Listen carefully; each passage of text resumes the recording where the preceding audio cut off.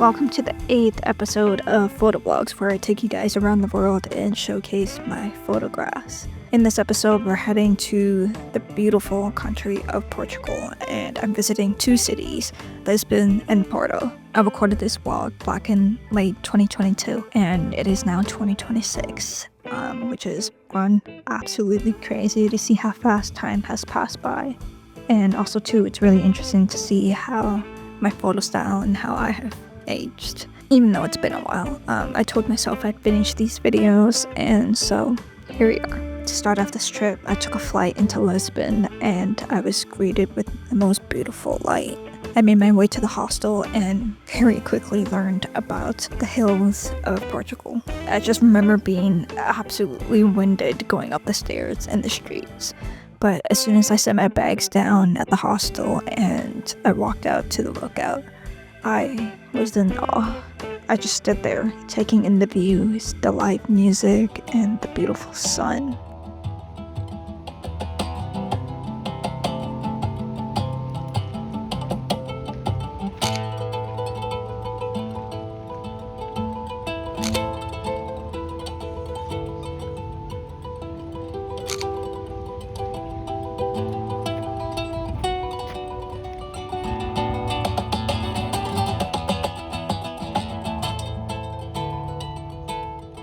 I had a small list of places to visit for the day. I headed over to the Time Out Market, Lisbon, to grab some lunch, and oh my gosh, the city is so scenic. The way the light was hitting the buildings, the overall landscape, I was in love. The trams, the color, life everywhere. I got to the market, I had a sandwich, and I was on my way. Shortly after, I was met with some very hilly streets. I wandered through the city and I ended up at Rocio Square, the main city square, and I was there for a while, just people watching. As the sun started to go down, I made my way over to Calma Square, which is a beautiful grand plaza. I love just watching the sky and the people passing by. As I walked through the arch, I was just in awe of this open horizon and just the gradient of the colors stretching across the sky. I watched the sunset over the bridge, standing there feeling so grateful, just watching humans be humans. I thought it was so romantic, the way we were all watching it together, and that we all wanted to document it too.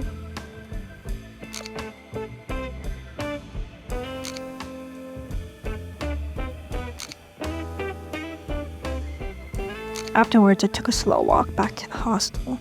I stood by the lookout one more time, and it just all felt so surreal.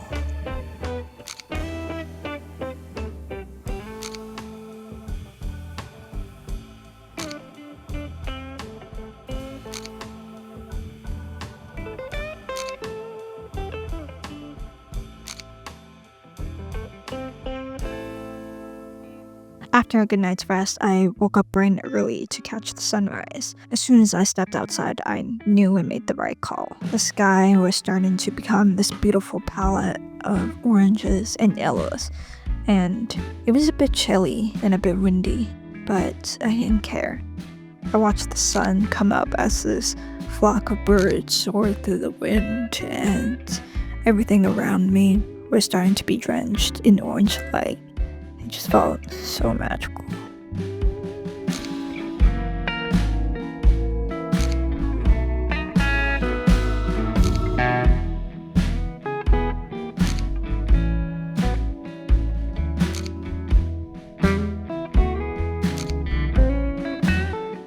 After the sun was up, I made my way down the hill.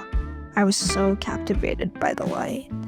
There's truly nothing like morning light. I wandered into Alfama, the old historic district, and I just loved taking in the architecture.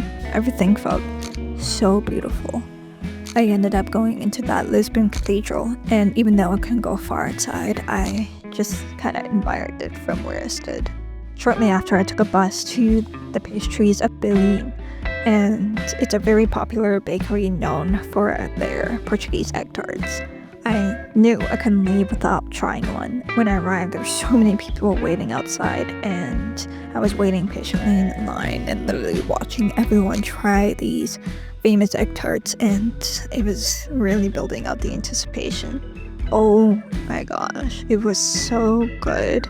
The custard was so creamy, so smooth, and just delicious. I haven't had a Portuguese egg tart that good in 3 years since. Right nearby stood the monument of the Discoveries, built in 1939 as a symbol of Portuguese exploration. I found it extremely impressive. I was just in awe of all of the detail, and I just could not believe it was made of stone. And then when I walked over to the adjacent Belém Tower, a 16th century tower that served as a point of return and departure for these Portuguese explorers, and a symbol of Portugal's maritime and colonial power in the early modern Europe. Everything looked remarkably beautiful. I just walked around and took it all in.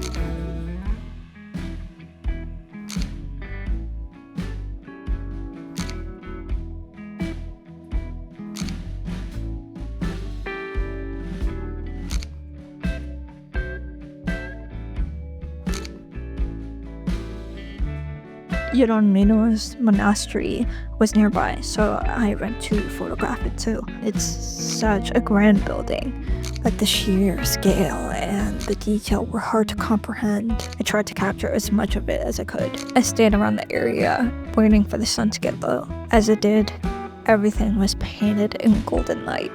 Things started to feel slower. Fishermen by the water, shadows stretching across the monument.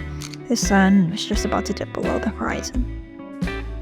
I had made it a point to try our friend cestinha while I was here, our traditional Portuguese sandwich. I probably should have saved it for Porto. I'm not sure why I decided to eat it in Lisbon, but I love a good egg and meat sandwich, and this absolutely hit the spot. I was so full afterwards, but happy.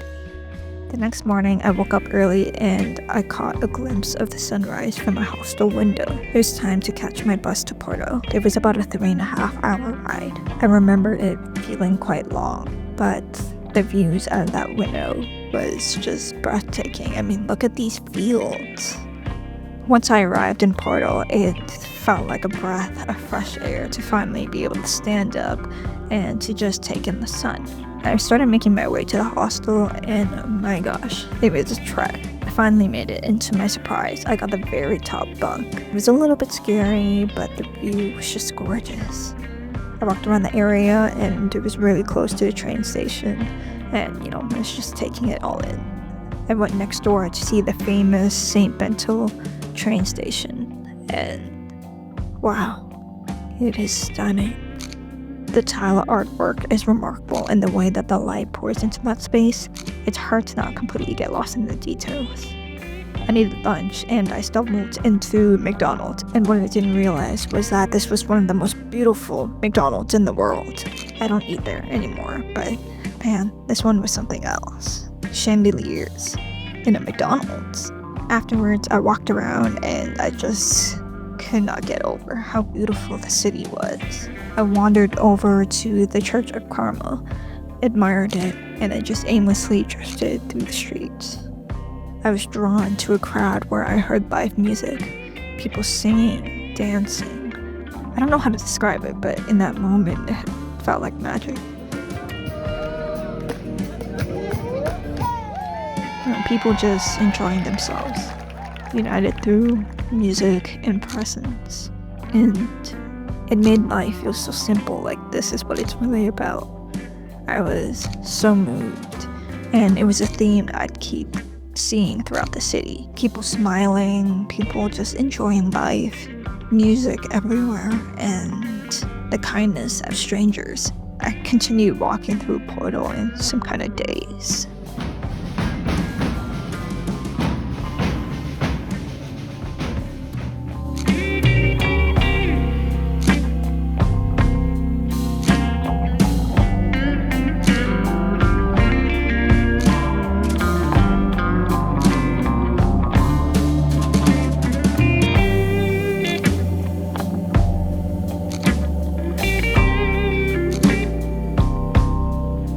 As blue hour fell, I began making my way back towards the hostel. Once again, I came across more people singing and dancing. This city had already left such an impression of me. was craving pasta, so I ducked into an Italian restaurant and I sat by the window, watching the city, journaling, just listening. It felt like the perfect ending to the most perfect day.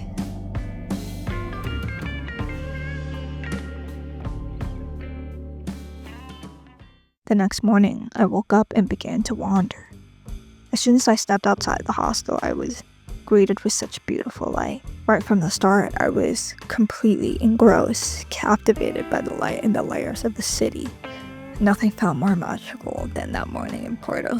Feeling the sun come in and slowly warm up the air, watching the world wake up.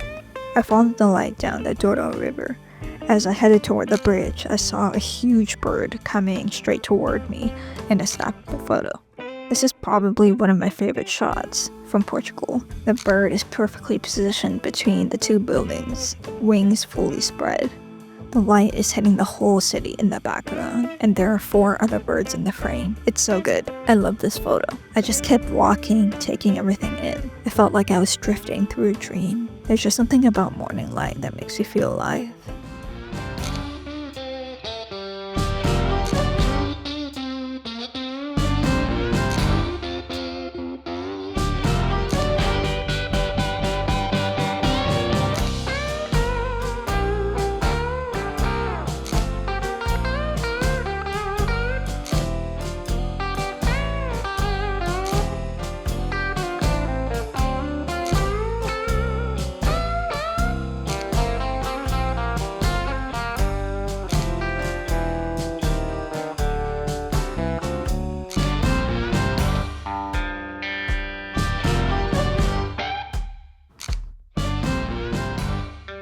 I stopped at a cafe for breakfast. Absolutely delicious. I'm salivating watching this back. I wandered more, passing by St. Ildefonso Church, and then walked down St. Catherine Street, a popular street in Porto. So beautiful. I wish I had a tighter focal length to capture all its layers and signage, and I just cannot get over the tiling here. It's so intricate, so well crafted. With some time to spare, I did something that I hadn't planned. I got a tattoo. I knew what I wanted. I wanted to get a lyric from one of my favorite songs that hold a lot of meaning to me, even now. The people at the shop were so kind, and I didn't realize it was cash only, so the artist actually walked with me to go find an ATM. And when we discovered that it was closed, I told her I had cash back at the hostel, and to my surprise, they both trusted me, and so I came back an hour later with the cash. By the time I'd seen everything I wanted to see, I headed back to the Louise Bridge to try and catch the sunset. But by then, the clouds had rolled in and the wind had picked up.